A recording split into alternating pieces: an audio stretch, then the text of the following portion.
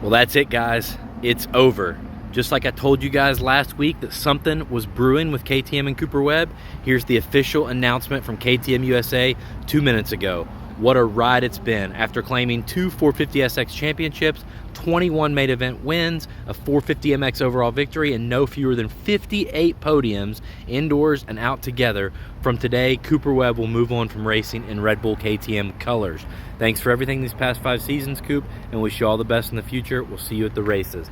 There it is, guys. I told you it was not a normal practice crash. Some of you guys that berated me for it, I'll be waiting for your apologies down here in the comments section.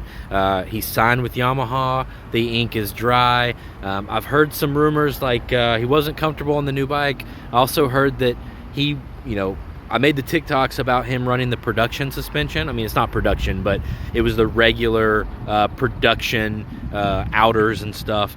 They say he was not comfortable on the cone valve setup from KTM, and that KTM absolutely wanted him to run their cone valve, their WP Pro components. He didn't like him. He wanted to run the more production level stuff. So take that for what you will. I'm sure there's 100 other things brewing there, but man, it's a bummer that we won't see him out there the rest of the year, because he was he was making it exciting for sure.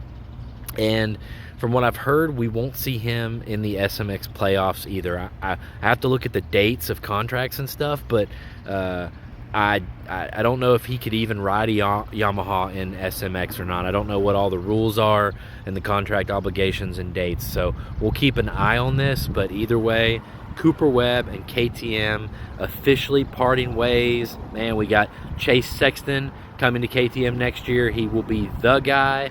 And we'll talk about the future of Eli Tomac at Star Yamaha with Cooper Webb here in the next video.